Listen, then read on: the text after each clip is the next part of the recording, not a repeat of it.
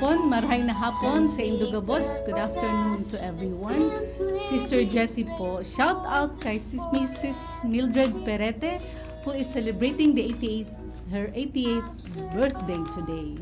Today is August 1, 2025, the first Friday of the month of August, dedicated to the Sacred Heart of Jesus, the feast day of Saint Alphonsus de Liguori. Happy Fiesta po sa lahat ng mga Redemptorists at Redemptoristine across the globe. Kahapon ay kapistahan din ni Saint Ignatius of Loyola. Happy Fiesta sa lahat ng mga Jesuits at sa lahat ng mga yumayakap sa espiritualidad ni San Ignacio. Kasama na dyan ang mga ACI sisters. Kami po yon. Last Friday, episode 46 ay pinamagatang God's Call, Homemade. Ngayong hapon, episode 47 ay pinamagatang Two Great Saints Sharing the Same Beat. Sobrang excited na kami na ipakilala sa inyo ang aming mga panauhin, pero bago ang lahat, pabatiin muna natin ang ating mga co-host. Good afternoon, everyone. I'm Sister Martha Hang. Shout out to all the ASI sisters, ASI families, and on those who are watching and listening our program this afternoon. By the way, we facilitate individual, group, and family recollections as well as parent-students encounter. Please chat message us if you are interested. And for young ladies, senior high school graduates, college students, and young professionals who are interested to search for their vocations in life, you are invited to visit us at Santa Rafaela Maria Student Home, Sakpon, Daraga, Anbay. Please message us to Kita Kiss. Maray na hapon sa Gabos, sa Giraray, Sister Net po. Magandang hapon, maayong hapon sa tanan. Belated Happy Feast Day, Sister Martha, last July 29. Thank you po. And then congratulations sa mga ACI associates na nag-renew ng kanilang commitment kahapon sa kapistahan ni San Ignacio de Loyola. Shout out din kay Searcher Key April na kasalukuyang nasa retreat, nasa Santa Rafaela po sa dorm ngayon.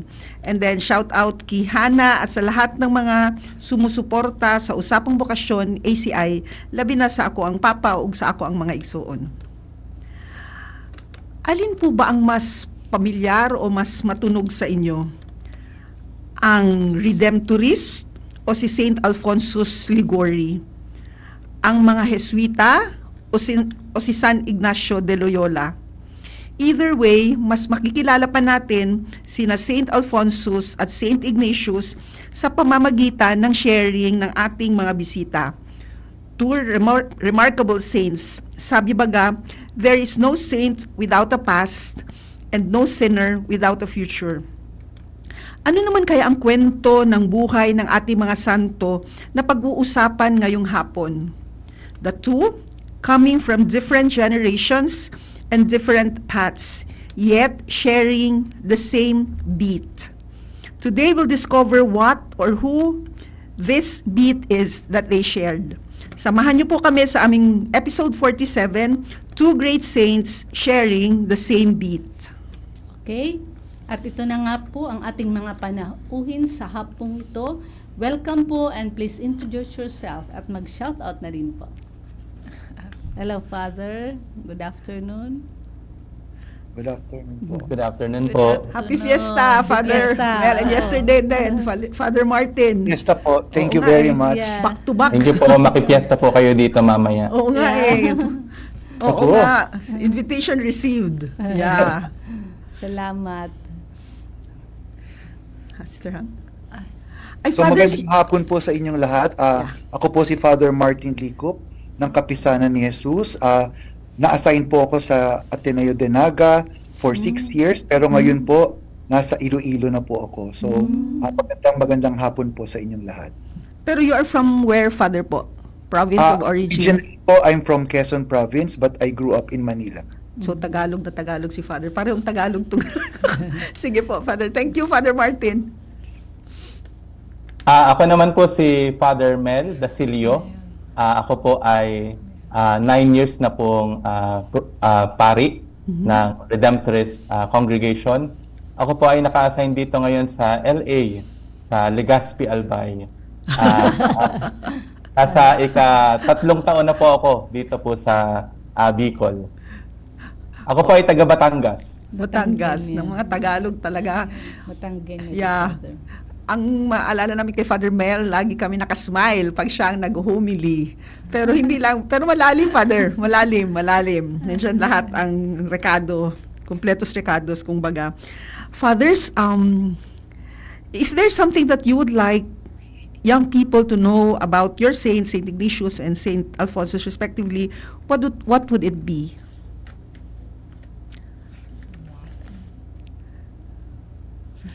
Father, mauna ka na, Father. Mas nauna daw po yung piyesta ni St. Ignatius, kaya mas maganda daw. Yung July 31 muna. Logical pala to, sige po. Ganun ba? Sige po. Actually, marami naman masasabi, no? Pero sa ating mga nangyayari sa mga kabataan ngayon, minsan magulo ang paligid, minsan magulo ang mga bagay-bagay, at marami talagang mga pagpipilian sa buhay, no, ng mga kabataan natin ngayon. Ang siguro isa sa pinakamahalagang imbitasyon ni San Ignacio de Loyola ay panatiliin yung pananampalataya ng mga kabataan, to keep the faith, and then sunod nun, learn more about your faith and live it out. So I think we start from there. Keep your faith, learn about your faith, and then live it out. Very simple lang. Shout out kay sino ba nag-ano nito? Shout out muna kay Sister Marlene, and then shout out din kay Bing Afable. Yan. Sila po yung mga responsable kaya naririto itong mga panahon natin ngayong hapon. Father Mel? Yeah po. Sa akin naman po, sa pagkakakilala ko po kay St. Alphonsus, ang gusto ko po na maging mensahe din sa mga kabataan. Si St. Alphonsus, isa siyang relatable saint. Kasi yun po yung isa din kasi laging naiisip natin kapag santo. Parang ang hirap abutin, ang hirap gayahin, ang hirap tulatan. Pero kung titingnan natin talaga yung buhay ni St. Alphonsus, katulad din siya ng bawat kabataan na may mga pangarap. Of course, nandoon siya sa background ng isang family, yung konteksto niya, pero nandoon din yung pagyakap niya sa kung ano din yung plano ng Diyos para sa kanya. So bagamat nandoon yung kanyang pangarap ng kanyang mga magulang para sa kanya, pero nandoon pa rin yung bukas na pagyakap sa pagtawag ng Diyos. At yun din yung maganda na nakikita ko din sa mga kabataan ngayon. Puno sila ng mga pangarap. At ang mahalaga doon ay makita natin na sa pangarap nating iyon, nandoon ang pagtawag ng Diyos. At katulad ni St. Alphonsus at katulad din ng ibang mga santo, ito din yung magandang tatandaan natin na relatable ang mga yan. Makikita din natin yung buhay natin sa kanila. At maaari nating gayahin kung ano yung kanilang naging paglalakbay. Thank you, Father Bel. Pwede natin balikan si Father Martin. Father Martin, paano din po makarelate yung mga kabataan po natin kay St. Ignatius? Yes. Sa akin, no, kasi yung parang paano mapanatili yung pananampalataya ng mga kabataan, at yun din yung concern dati ni San Ignacio de Loyola, kung saan merong mga hindi magagandang nangyayari sa simbahan, no? May mga question at mga kalagayan na parang tila nako-question ng simbahan. Kaya naman si San Ignacio de Loyola, yun din, nag-struggle din siya doon, katulad ng mga kabataan. Sometimes they do struggle in their faith, and but Saint Ignatius did not leave the church. In a sense, he reformed the church from within. He tried to see where God is working within the church and where God is leading him towards a more concrete way of serving him in the church. So yun din yung hamon sa mga kabataan natin ngayon. Huwag kayong bumigay at bumitaw sa simbahan, no? Huwag niyong alpasan yung pananampalataya natin. Kaya talagang sabi nga ni Father kanina, no, relatable ang mga santo. Yung struggles ni Saint Ignatius, siguro marahil yung din ang struggles natin ngayon, at how to nurture that faith from within us and to be able to serve the church better and to really love God more in what we do. So I think yun yung pinakang relatable sa mga bata ngayon when they try to search about God and question their faith in their life. Wow, ang ganda nun. Sa dream, may pangarap. Tapos ito naman is repairing, being part of the solution from within.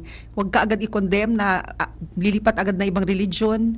Hindi pa nga kilala kung sino si inang simbahan. Yung mga ganun, ang dami pa nilang hindi they don't know yet the mother church, they don't know a lot of things from within, and then aalis na, parang ganun.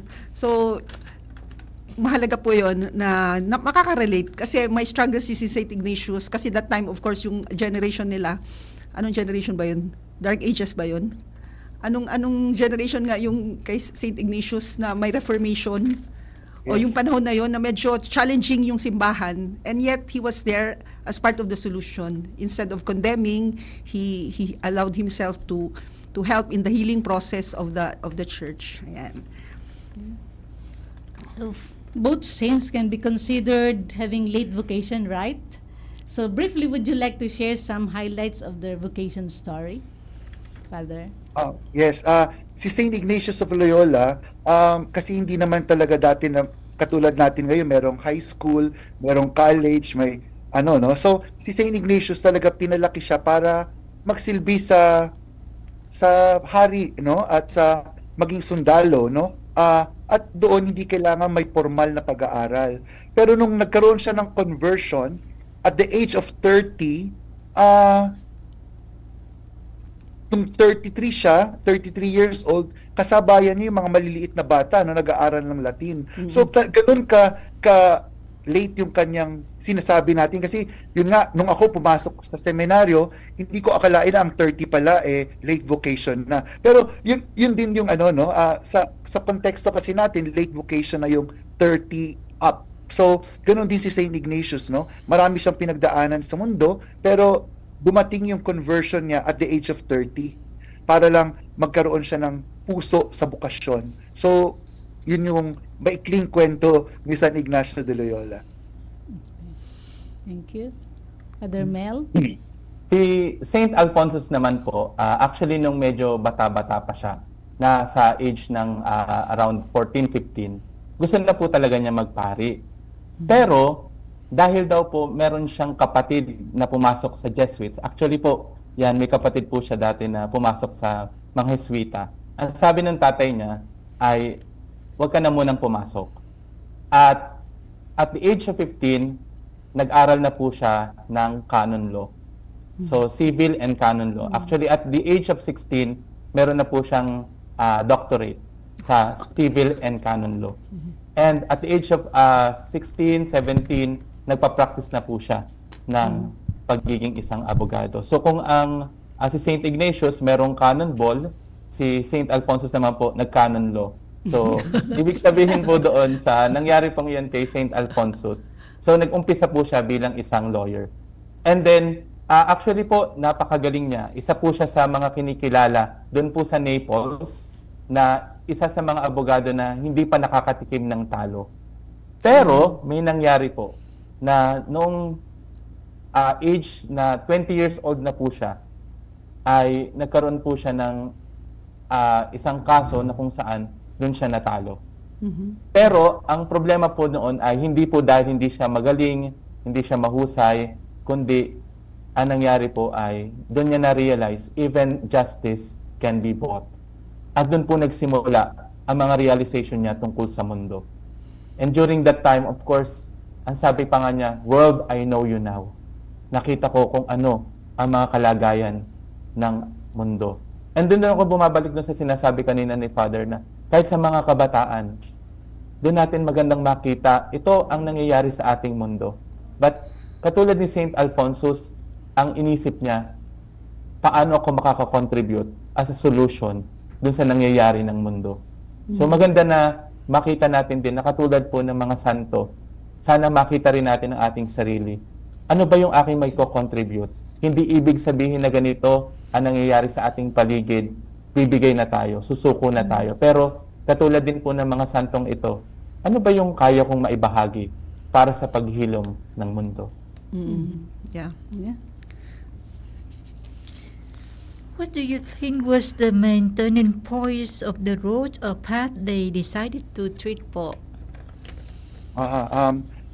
For Saint Ignatius, no, yung turning point is that his desire and his dreams of serving the king, no, the king of Spain and the whoever is in position during his recovery he was able to come to this realization, no? Napagtanto niya na, teka, hindi pala yung makamundong hari ang aking dapat na pinagsisilbihan. Hindi pala yung reyna at yung mga prinsesa ang aking pinipitagan, no? Meron pwedeng kay Santa Mariang Birhen ko ibibigay ang aking pagbigay ng puri, no? So yung ganong klase ng turning point na ikaw ay alam mo na yung tutunguhin mo, pero na disgrasya ka, na diskaril ang kanyang pangarap, at doon nakita niya na, teka, wala palang saysay yung mga pinagagawa ko, no? At kailangan kong maibigay itong gusto kong ibigay sa makamundong hari at reyna sa Panginoon. At yun yung naging turning point niya na nagkaroon siya ng matinding karanasan dun sa kanyang sugat, no, sa kanyang binti, at talagang yun yung kanyang naging conversion story. At bakit siya nagkaroon ng conversion story, hindi natin alam, no? Pero ang sinasabi natin, may paraan ng Diyos. Gusto niya magbasa ng mga libro. Ang dalawa lang na libro ang meron doon sa kastilyo nila, yung buhay ni Jesus at buhay ng mga santo. At doon sa pagbabasa niya ngayon, naging bukas siya sa udyok ng Espiritu Santo sa kanya, at doon dahil siya naging bukas, nagdala siya sa isang landas na kailanman hindi na niya tinalikuran. Yeah. Si Saint Alphonsus naman po, kung itutuloy ko naman po yung kwento, after po niya na matalo doon po sa kasong iyon, ang isa po sa nakita niya na parang turning point din ng buhay niya, ay siya po ay pumasok sa seminaryo at naging isang pari. Sa kanya pong pagkapari, hindi lamang po siya nung una, of course, napakalaking biyaya po sa panahon po ni Saint Alphonsus ang pagkakaroon ng isang pari. Pero, doon po sa kalagayan po ng Naples, at lalo tigit nung pumunta po siya sa Scala, doon din po yun sa Italy. Nakita niya ang kalagayan po, kasi after po niya nang mag-retreat, doon po sa bundok ng Scala, nakita po at na-meet po niya yung mga goat herds, yung mga magsasaka, yung mga tao na punong-puno ng kahirapan sa buhay. So, nakita niya, sabi niya, teka, doon sa city, doon sa baba, ang mga pari halos ang dami-dami, tapos ang mga simbahan halos magkakatabi. Sa isang lugar, mayroong 20 churches na magkakatabi. Pero, ang tanong niya sa kanyang sarili, paano naman tong mga taong ito? Paano ang kanilang spiritual life? Nung makita niya ang kalagayan ng mga taong ito, sabi niya sa kanyang sarili na, I will dedicate my life for them. Kasi hindi po pwede na hindi nila maranasan ang pag-ibig ng Diyos. Kung susamahin natin, di ba, kung iisipin, pari na, nandoon na naman yung paglilingkod, pero nagkaroon ng mas malalim na kahulugan ang kanyang pagiging pari. Dahil nakita niya na mas kailangan nila ako. Mas kailangan nilang makilala ang Diyos. At para sa kanya, itong encounter niya sa mga poor people doon sa bundok ng Scala, ito yung nagpabago ng buhay niya. At dahil doon, nakita niya na kailangan ng mga misyonero para sa kanila. At doon po nagsimula yung amin pong congregation. That encounter with the poor. At mahalaga po talaga na yung sa buhay natin, ano ba yung mga life-changing moments sa buhay natin. At maganda na niyayakap natin kung ano yung mga realidad na pinapakita sa atin. And kagaya po ng nabanggit ko kanina, doon niya nakita, this will be my contribution to the church. Dahil hindi nila naibibigay, gagawa ko ng paraan para matulungan ko ang mga taong ito. So isunod na natin, i-continue naman ni Father Mel, na-mention mo na kaya siya naging founder in that context. Pero baka so paano talaga siya naging founder? What was the process done? And Yeah. then the same with Father Martin too. Apo. Actually po, noong nandoon na po siya sa bundok ng Scala, ang una niyang naisip ay magyaya ng mga kapwa niya pari, and at the same time ng mga lay people na tutulong para dito. Kasi ang para sa kanya, ang naisip niya nung una ay kailangan mag-stay kami sa mga taong ito. Para makita talaga ng mga taong ito na sila ay hindi pinababayaan ng simbahan. So nagmula doon yung pagsasama-sama ng ilang mga misyonero na, sige, dito tayo mag-i-stay. Sasamahan natin sila, tuturuan natin sila sa kanilang para makilala nila ang Diyos, makita nila na hindi sila pinababayaan ng Diyos. Na kaya nga yung charism namin yung to preach the gospel to the poor and the most abandoned. May specific focus para dun po sa mga poor and the most abandoned. Kasi nga po, dun sa baba, marami ng pari. Bahala na sila, kaya na nila yon. Pero dito sa mga taong ito, kailangan talaga ng mga tutulong. Kailangan ng merong presensya ng Diyos sa pamamagitan nila. At mula po doon, nagsimula po yung pag-iisip nila na, sige, buuin natin tong grupong ito. At gumawa tayo ng isang grupo, ng isang congregation, gamitin na natin yung term na iyon. Pero nung simula po talaga, ang meron lang po sa kanila ay yung vow of perseverance, yung oath of perseverance, na mag-i-stay sila. Kasi of course, mahirap po talaga yung kanilang ginagawa. Kasi nga, kailangan nila na mag-stay at makasama sa mga tao. So doon po nagsimula yung amin pong congregation. Ang pangalan pati ay Congregation of the Most Holy Redeemer. Yeah, opo. Yung redemption. Oo. Yung pagbibigay po. Actually po, ang una po talaga ay Congregation of the Most Holy Savior. Pero during that time daw po ay meron na daw pong existing na congregation na ganun din po ang pangalan. Pero binago po namin at ang nangyari po ay, noong time na iyon, and then ang inapprove po ay Congregation of the Most Holy Redeemer. Yung redemption po ang Mas binibigyan mabuti- din po. Kasi Father, kung naging savior, di ba nga saviorist kayo instead of Yes redemptorist. So, mas mabuhay man pakinggan ng redemptorist.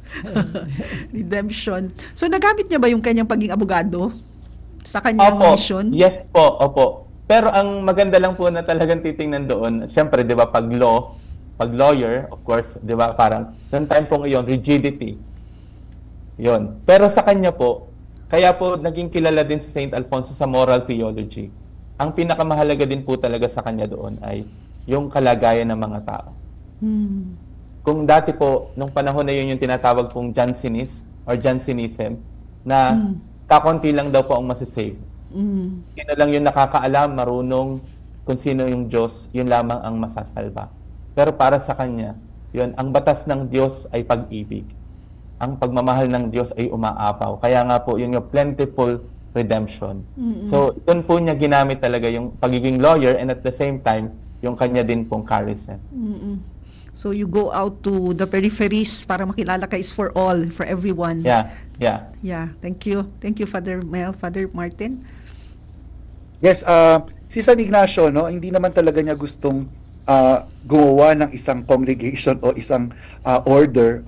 Ang pangarap lang niya ay magsilbi sa Diyos, magsilbi sa simbahan. Pero napagtanto rin niya na kailangan niyang, kung gusto niya makatulong sa simbahan at sa mga tao upang mapalapit sila sa Diyos, kailangan niya mag-aral. So nag-aral siya kahit matanda na siya, no? At doon nakita niya yung mga magiging kaibigan niya at kasama niya sa misyon. Hindi talaga nila gustong gumawa ng samahan o kongregasyon o order, at ang pangarap nila pumunta ng Jerusalem, no, at magsilbi doon sa Diyos. Pero maraming nangyari at hindi natuloy ng ilang beses, at sa kanilang pagninilay at pagdadasal, parang inuudyok sila nitong magbumuo, no, ng isang order para mas makapagsilbi sila sa mga tao at mapapalago ang pananampalataya ng mga tao.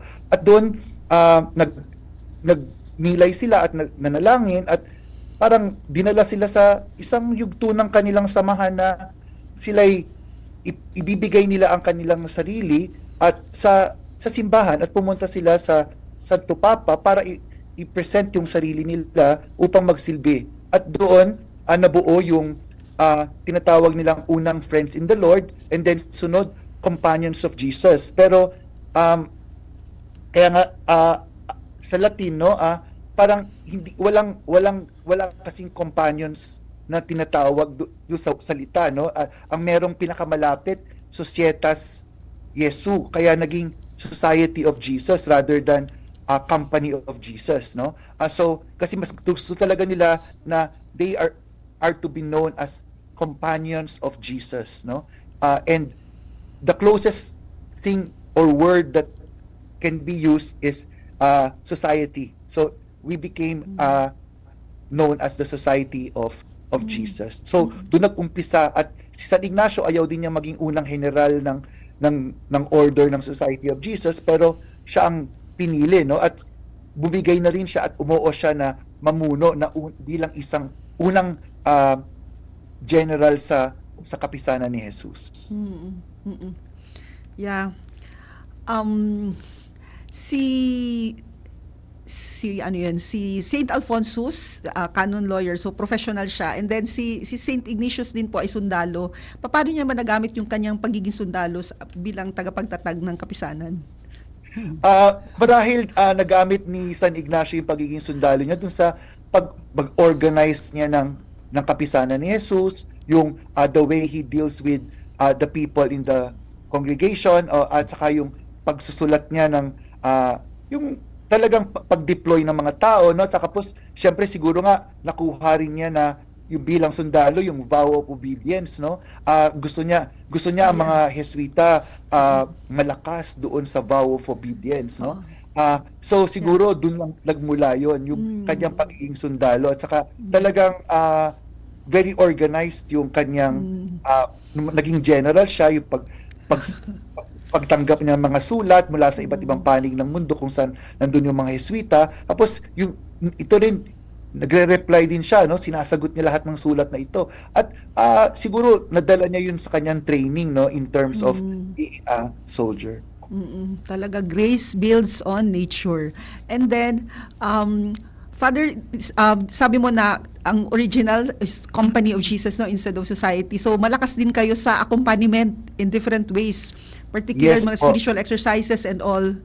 So you're really true to your name. So tamang-tama yung pangalan, the Saviorist ay Redemptorist, and then the Companions of Jesus.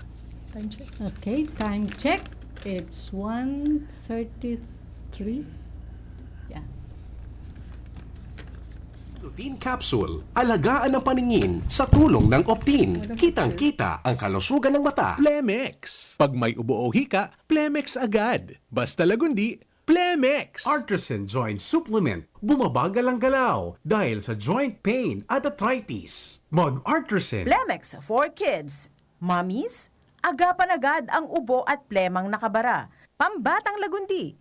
Plemex! Sa Uno Plus, kalidad na maaasahan mo. Serbisyong swak sa imo. Liver Aid Silimarine Capsule. Ang good drinks at good food, perfect combo. Isama pa ang Liver Aid. It's liver lover, boys! Naghahanap ka nin kabalikat sa asenso at taman ang urig mo asin mag-asenso ang negosyo. May Uno Plus na kalidad, mag-Uno Plus, mag-Uno Plus. Asa sa imong mauwag, serbisyong totoo, produktong garantisado. Ang Uno Plus asin urig mo, ang gabat na gusto. Uno Plus matabang sa imo, may Uno Plus na kalidad, mag-Uno Plus, mag-Uno Plus. Asa sa imong mauwag. Sa Uno Plus, kalidad na masasarigan mo, serbisyong swak sa imo. Magbisita sana sa Uno Plus Facebook page. In my search for gold, I've traveled far, but the gold I seek ay nasa McDo na! The new Golden Chicken Curry Filet. Curry sauce that's so flavorful and delicious. Wow! Mapapa-extra rice ka! The new McDonald's Golden Chicken Curry Filet. Sulit busog with extra rice. 99 pesos lang. Price varies. Available from July 15 to October 31, 2025 per GTI Fair Trade Permit Number FTEB 230607 Series of 2025. Kung ikaw ay edad 50 pataas katulad ko, may mataas na ang risk ng manlalabo ng paningin. Mas challenging ang pang-araw-araw na gawain tulad ng pagbabasa, pagsusulat, at pagmamaneho. Ang Optin ay may lutin na maaaring makatulong sa kalusugan ng mata, nilalabanan ng epekto ng glaucoma, macular degeneration at katarata. Kitang-kita ang kalusugan. Mabibili ang Optin sa mga pangunahing butika nationwide. Mahalaga ang paalaala. Ang Optin ay hindi gamot at hindi dapat gamitin panggamot sa anumang uri ng sakit. Ubo ng anak? Nakababahala? Baka plema. Para dyan, Plemex for Kids ang pambatuko. Ang Plemex for Kids ay gawa sa lagundi. Tinutunaw at pinalalabas ang plema. Ginhawa para sa bata, peace of mind para kay mommy. Camille Pratsyambao po, nagfi-flex for Plemex. Pambatang Lagundi, Plemex! Vitex Segundo L is the generic name of Plemex for kids. If symptoms persist, consult your doctor. Mommies, agapan agad ang ubo at plemang nakabara. Pambatang Lagundi, Plemex!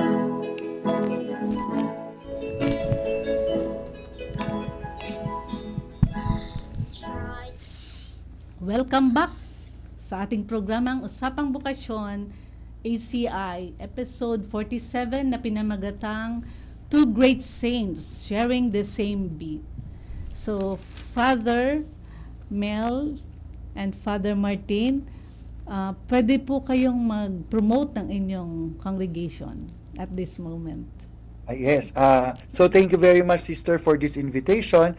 Sa mga nagnanais po na mag-explore ng kanilang bukasyon sa pagpapari o pagiging relihiyoso, syempre po pareho naman tinatawag ang Redemptorist at ang Jesuit na magsilbi sa Diyos, no? Pero kung bukas kayo at gusto nyong mas makilala pa ang mga Jesuita sa Pilipinas, pwede naman kayong mag-text o tumawag, no, sa 0917 Jesuits, no? So pag-text lang kayo doon at may sasagot sa inyo na mga vocation promoters natin kung saan man kayong panig ng Pilipinas, no? Sana maging bukas tayo sa pagtawag ng Diyos sa kung ano mang bukasyon, lalo na sa pagpapari at saka sa mga pagmamadre, no? Sinasabi natin lagi kulang na ang pari, kulang na ang madre, pero baka ikaw mismo na nagsasabi niyan, baka ikaw din tinatawag ng Diyos para magsilbi sa simbahan. Salamat, Father Mel. At ituloy ko na din po, patuloy din po yung maganda na imbitasyon ng Diyos sa atin na kung ano yung regalo na maibabahagi natin para sa ating simbahan. At yun ang unang magandang itanong ng mga kabataan, lalo tigit sa lahat po ng mga sumusubaybay sa atin pong program na ito, na tanungin kung ano ba yung aking maibabahagi sa ating simbahan. Kasi doon naman nagsisimula yung ating pong bukasyon. At kung nakikita natin na ang ating paghahandog, lalo tigit sa kung kanino naman natin ito ibabahagi, lalo tigit sa mga aba, ay maganda na makapag-usap tayo. Pag nilaya natin, maaari nyo kaming kontakin. Kami po mga Redemptorists ay meron po kami mga communities. Ang pinakamalaki po namin ay nasa Baclaran Church. Doon po ay nandoon din yung ating mga vocation promoters. And dito naman po sa Legazpi, dito po sa Barangay Gugon, Legazpi City, Albay, malapit lang po sa Marison. Di naman po kayo doon mag-stay, pero at least kung may landmark kayo na kailangan hanapin kami, dito lang din po kami sa Barangay Gugon. At mula doon, pag-usapan natin, magnilay tayo pareho para malaman natin kung saan natin dadalhin at kung paano natin maibabahagi ang regalo na meron ka para sa simbahan. Father, na-mention ni Sister Marlene na gusto nyo rin i-promote yung brotherhood. Would you like to say something about it? Yeah, kagaya din po naman ng mga Jesuits din. Yeah. Ano po, ang mga Redemptorists din po, hindi lamang po ito Clerical Missionary Institute. Kami po ay isang congregation composed of priests and brothers din po. So, maganda rin po na makita natin kasi kung ang regalo na meron ka ay maibabahagi mo bilang isang pari o maibabahagi mo bilang isang brother, mag-usap tayo. Pag nilaya natin iyon. Thank you. Okay. So, although Saint Ignatius and Saint Alphonsus live in different times, what do you think was the most important thing they did for the church? Something that still has a lasting impact even to this day? Kay Saint Ignacio de Loyola, yung tinatawag na spiritual exercises, no? Kung saan nagbukas ito upang makikita ng mga tao ang Diyos ng higit sa pamamagitan ng mga retreats, recollection, at sa pamamagitan din ito, naging importante or naging bukas ang tao na harapin yung kanilang emosyon. Na dati sinasabing, ano yan, hindi maganda, yung nararamdaman, isuppress mo yan, no? Wag mong, don't mind your feelings and desires, no? But dito sinasabi ni San Ignacio de Loyola, hindi, sa pamamagitan ng nararamdaman mo, sa pamamagitan ng desires mo, doon makikita ang takbo ng kung saan ka tinatawag ng Diyos, no? At doon makikita mo ang Diyos. Sa tingin ko yun yung isa sa pinaka magandang kontribusyon ni San Ignacio, yung pagbubukas ng retreat at talagang sinabi niya na hindi lang physical ang kailangan ng ehersisyo, no? Yung ating spirito kailangan din at kailangan din natin itong alagaan. At dito sa tingin ko nagbigay panibagong buhay ito sa simbahan nung panahon ni San Ignacio de Loyola.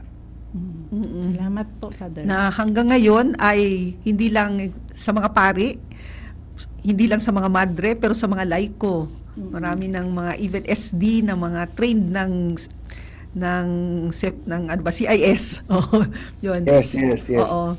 So ang manner of praying na offer nyo sa amin sa buong spiritual exercises, and then the examen, Yes po. and then the Ignatian contemplation. Pwede mo i-discuss ng konti, Father? Isa-isa. Kasi mahalaga rin po kay San Ignacio yung paggamit ng ating imahinasyon, no? Yung pagpasok sa mga gospel stories, no? At dito sinasabi yung imagination natin in entering the life of Christ, no? Is very important also to lead us to be closer to Him. Yun po yung contemplation ni San Ignacio de Loyola, no? Ignatian contemplation. Yung examen naman po, sinasabi dito na una, tanggapin mo na nandiyan ang Diyos. Ang Diyos ay gumagalaw sa iyong buhay, at sunod nun, saan ka ba nagpapasalamat sa araw na ito?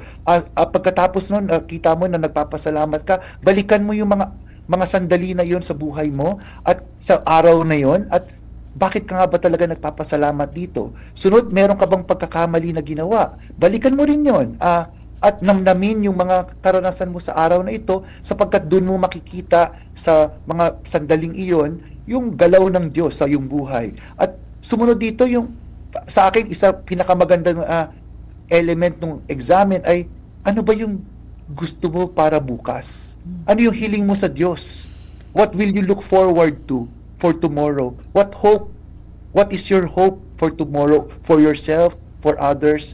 And then, yun yung kabuuan ng examen na tinatawag ni San Ignacio de Loyola, na pwede mong gawin 10 minutes, no, bago ka matulog, o sa tanghali, kung saan mas meron kang oras na maibibigay para sa Diyos. Yung madaling paraan kung paano ka magdasal.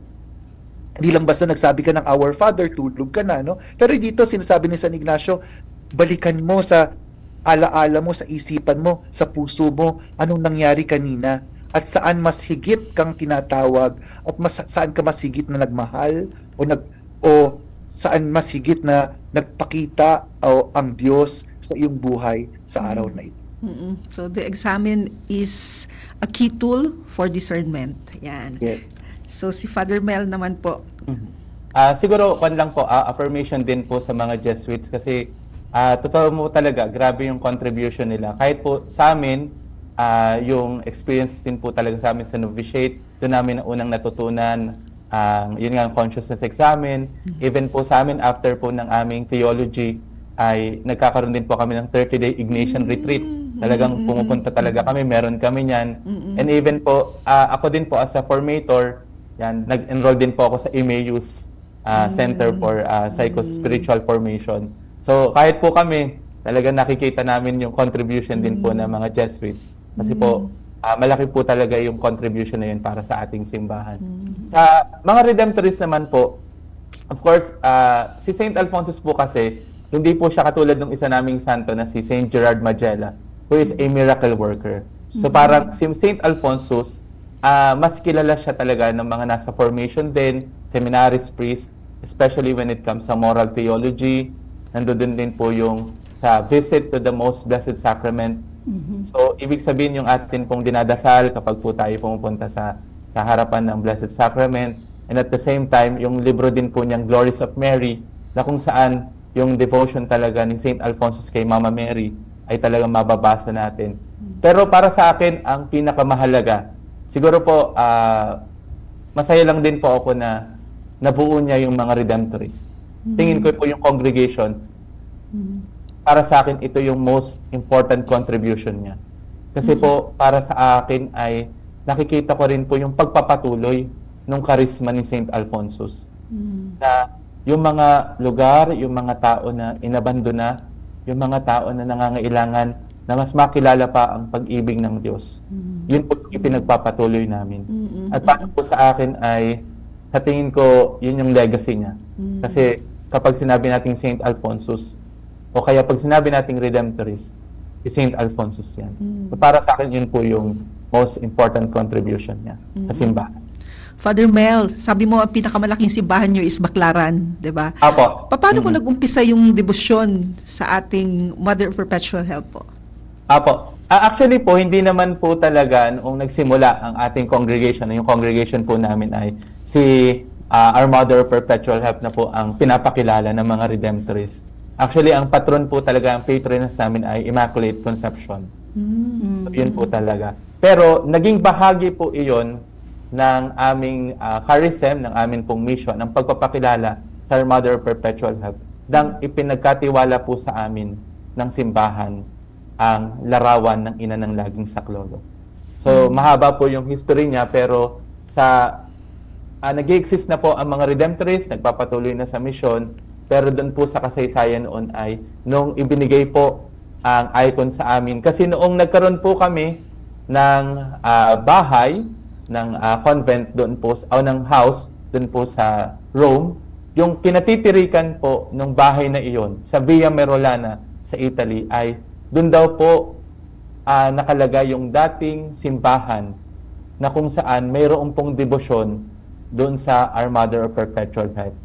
Pero ito pong icon na ito ay nasa sa pangangalaga na po ng mga Agustinian. So nung malaman po namin sa Chronicle na doon sa lugar na iyon ay mayroong kilalang icon, sinabi po namin na hiniling po namin sa Santo Papa na sana kami na ang magpakilala doon sa Ina ng Laging Saklolo. And mula po noon, the rest is history, patuloy din po yung pagpapakilala namin sa Ina ng Laging Saklolo. One thing common sa dalawa, Jesuit tsaka Redemptorist, is both of you are Marian. Pareho. It's very Ignatian to be Marian. And then, Ina ng Laging Saklolo, Mama Mary talaga, ang ating ideal, obedient daughter of God. Talaga, Mama Mary, thank you po. Salamat sa iyong dasal at pagmamahal. Sister, mag-share ka yung vocation mo? Ay, yeah, oo. Sabi ko kanina kay sister, sabi ko, malaking contribution sa aking devotion ang mga Redemptorist. Kasi meron pong tumira sa amin na Australian Redemptorist priest. Nung mag-mission po sila sa Bicol, sa Baaw, Kamsur, marami po sila. At natulog po sa bahay namin. So nakikita ko yung ginagawa nila every night. Grade 6 pa lang siguro ako noon. Sabi ko, wow, gusto kong maging katulad nila. So nung binalikan ko po yung vocation story ko, doon nag-umpisa yung desire to serve, to become a missionary because of the witnessing ng mga pari. Kaya sabi ko, malaki ang influensya sa akin ng mga Redemptorists dahil sa mission nilang ginawa doon sa aming lugar. At tumira mismo sa bahay namin yung pari habang nagbi-mission. Kaya si Father Thomas is an Australian. Ewan ko kung buhay pa siya. Wala na. Wala na. Wala na po. Gusto niyo po makausap, sister? Matagal na yun. Bata pa ako. Father Mel, may isa pa na malakas sa inyo na na-appreciate ng lahat, even dito sa LA, sa Legazpi Albay, yung fidelity, yung faithfulness nyo na magpakumpisal as confessor. Nakapagkumpisal pa kami noon kay Father Titer. Oo. Tapos na may regular na na alam ng mga tao, even kami na alam namin yung schedule kasi baka yung need namin gano'n, lahat naman tayo available. Yung gano'n na parang you take particular attention o special care for the confession, parang ganyan. Na need po talaga ng lahat kasi ibang simbahan walang mga schedule. So hirap mag-approach ka pa ng pari, mga ganun. Pero Redemptorists, even sa Davao, kasi I'm from Davao and I also belong to the parish of Redemptorists, ganun, may schedule. So alam namin kailan kami pupunta at napakahalaga po ng kumpisal. Yeah. Patron of confessor po ba Patron of confessor po ba si Father, si Saint Alphonsus? Hindi naman po totally na siya ang patron ng confessors. Pero all over the Philippines or all over the world na ganun kayo ka-faithful, parang mahalaga sa inyo yung pagpapakumpisal? Opo. Mukhang mapapacheck ako, sister, dun sa tanong mo. Hindi ko yun na masyadong natatandaan. Pero kwan po talaga siya sa Doctor of the Church, sa Moral Theology. Baka po doon po talaga siya mas nagkaroon ng, kaya po sa confession din. Yeah. So what Bible verse must an impact to your saint? Sa mga Jesuits po, no, parang wala akong narinig na ano yung favorite verse ni San Ignacio de Loyola. Pero pag titingnan natin, malamang kung nabasa nga po niya yung talagang yung salita ng Diyos at nabasa niya yung Biblia, marahil nabasa rin niya yung 1 Corinthians, no, 10:31, whether you eat or drink or whatever you do, do everything for the glory of God, no? At yun yung laging sinasabi ni San Ignacio, lahat ng bagay na meron tayo, lahat ng ginagawa natin, dapat nagbibigay pugay ito sa Diyos, nagbibigay puri sa Diyos, at nagbibigay karangalan sa Kanya. Yeah. Thank you. Sister, kwan pala, na-check ko dito, hindi siya patron of confession but confessors. At least ligtas ako dun sa sinabi ko na parang hindi naman sa confession. So more on confessors. Confessor po, apo. Apo. So, yung sa Bible verse po, actually, nung pinag-uusapan din namin yun, ay actually mas mahilig siya doon sa Song of Songs, Saint Alphonsus. But not necessarily may quote, katulad nga din po ni Saint Ignatius. Pero sa mysticism po niya talaga, ay halos nababanggit niya po talaga yun sa Song of Songs. Pero kung bubuin natin yung pinipreach ni Saint Alphonsus, yun nandun po talaga siya sa Psalm 130, verse 7. Yung pong, doon po nagsimula yung aming motto na Copiosa apud eum redemptio. Yung with Him or with the Lord, there is mercy and plentiful redemption. So yun po yung motto din namin. At the same time, sa aming coat of arms, yun din po yung ginamit namin. And then, ano naman yung favorite quote ninyo sa, alam ko, sigurado madami yon, pero ano yung pinakapaboritong quote mo from your saint? Sa akin, sister, no, hindi naman to quote, pero it's a prayer of Saint attributed to Saint Ignatius of Loyola. Take, Lord, and receive all my liberty, my memory, my understanding, entire will, no? Paiksiin natin, everything is yours. Do with it what you will, and give me only your love and your grace. That is enough for me, no? So hindi natin alam kung kanya talaga to, pero it's attributed to him as a prayer. So talaga ito yung tumatak sa akin palagi na take and receive, O Lord, no? At yung grasya lang ng Panginoon sapat na para, sabi nga nila, itong dasal na ito, inalay lahat ni San Ignacio sa Diyos, yung anuman ang binigay sa kanya, pero binawi din niya sa dulo kasi sinabi niya na ibigay mo lang sa akin ng grasya mo, sapat na iyon. Kasi binalik lang lahat niya sa Diyos yung grasyang natanggap niya sa kanyang buhay. Very humble, no, na alam yung value ng grasya, na lahat grasya. Galing talaga ni Saint Ignatius. Father Mel. Apo, sa akin po, ang pinaka-paborito pong quote ni Saint Alphonsus yung, the heart of man is, so to speak, the paradise of God. Ang puso ng tao ay itinuturing ng Diyos na kanyang paraiso. At para po sa akin ay ito po yung paborito ko din quote kasi ito din talaga yung isinabuhay niya. Lalo tigit sa paano niya tinitingnan, lalo tigit po yung mga dukha. Na nakita niya na ang mga ito naninirahan dito sa puso nila ang Diyos. Ang mahalaga lang ay makilala nila at masariwa ng kanilang pagkatao na sila ay minamahal ng Diyos. Nananahan ang Diyos sa puso nila. Kaya po, parang pwede nga nating sabihin na lover boy itong si Saint Alphonsus. Kasi grabe yung pagpapaalala niya sa pagmamahal ng Diyos. At para sa kanya, ito yung isang bagay na pagbibigay ng pag-asa sa bawat tao na nandoon sa puso nila, nananahan ang Diyos. Ito yung paraiso niya. Yun po yung para sa akin. The heart of man is, so to speak, the paradise of God.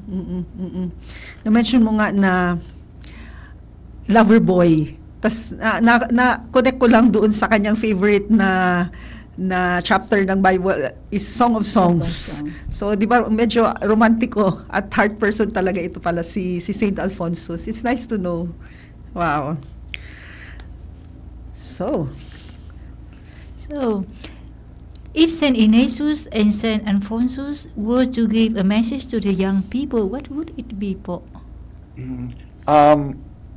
Sundan ko lang yung sinabi ni Father Mel, no, kung ang Diyos ay nananahan sa kung ang puso natin ay paraiso ng Diyos, no. Sa tingin ko ang magiging mahalagang mensahe ni San Ignacio sa atin ngayon, lalo na sa mga kabataan, kilalanin natin ang ating sarili. Alamin natin ano yung mga desires natin, ano yung nagbibigay buhay sa atin, no? At doon makikita natin gumagalaw ang Diyos sa ating pang-araw-araw na gawain at lalo-lalo na sa buhay natin. Tandaan, paano natin malalaman na ang Diyos ay gumagalaw sa atin? Paano natin nalalaman na tama yung ginagawa natin? Paano natin malalaman kung itong desire natin ay sadyang talaga nagdadala sa atin sa Diyos?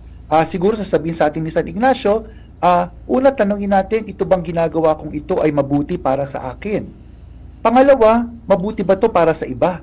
At pangatlo, nagbibigay puri ba to sa Diyos? Hindi pwedeng nagbibigay puri lang sa iyo. Hindi lang pwedeng nakakabuti lang sa iyo. Hindi pwedeng nakakabuti lang sa iba at nakakasama sa iyo.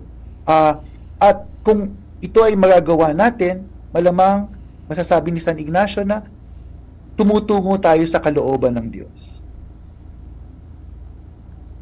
Sa akin naman po, ganun din po yung katulad din po na nabanggit ni Father, yung tatlong salita. Una, identity. Pangalawa, relationship. And then yung pangatlo po, mission. Unang-una po, identity. Kaya po lagi kong binabanggit kanina, sana sa mga kabataan, maganda makilala natin ang ating sarili. Ano ba yung mga regalo na meron tayo?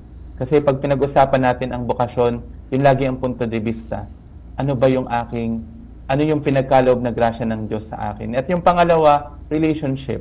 Kanino ka ba ito ibabahagi? Sino yung makakasama ko sa buhay kong ito? At yung huli, yung mission.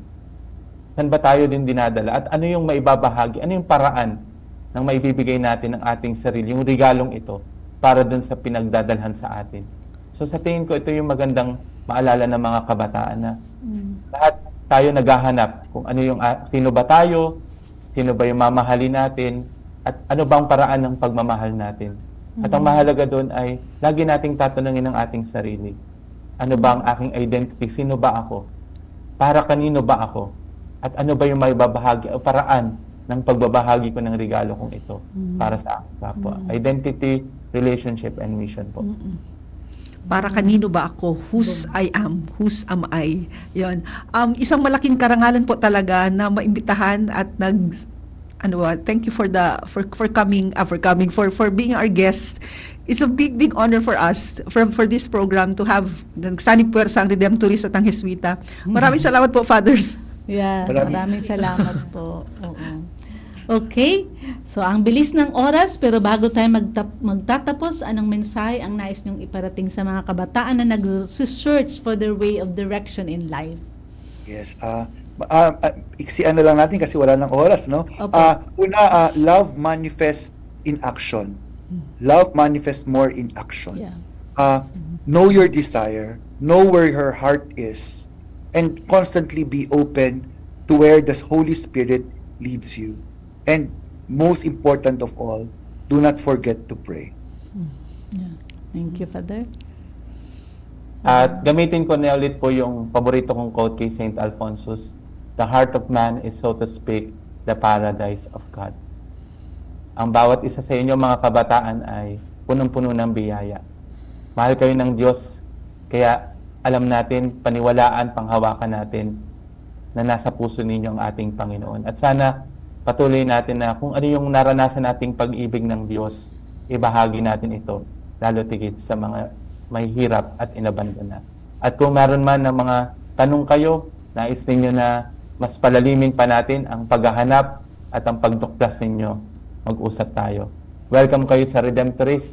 Mamaya, makipiesta kayo. Yeah. Pwede tayong magkwentuhan. Open lagi ang Redemptorist. Una namin itatanong sa inyo, kumain ka na ba? So, yun po. Happy Fiesta. Dadalaw kami, Father. Father. Pads, padala na lang kita dyan, ha? Sige, LBC na lang or Ako, sige. Food Panda, Food Panda. Food Panda, yan. Okay. So, salamat sa lahat na sharing natin ngayon. It has been enriching. Salamat sa inyo. Again, please message us in the comment section of DCGB News Online, Usapang Bukasyon ACI, or at FB Messenger, or at ACI Vocation Phil, or you may subscribe also to our YouTube channel, ACI Vocation, or better still visit us at Santa Rafaela Maria Students Home in Sagpon, Daraga, Albay. Muli po kaming nagpapasalamat sa inyo lahat na sumusubaybay sa programang Usapang Bukasyon ACI bawat Biyernes ng hapon, 1:00 hanggang 2:00 sa radio station ng DCGB News Online. Salamat sa ating bisita ngayong hapon, Father Mel Daxilio, CSSR, at Father Martin Licop, SJ, at ang inyong mga lingkod, Sister Jessie, Sister Net, Sister Marta. Salamat po at hanggang sa muli. See you next Friday. Thank you very much. Thank you, Father. Salamat.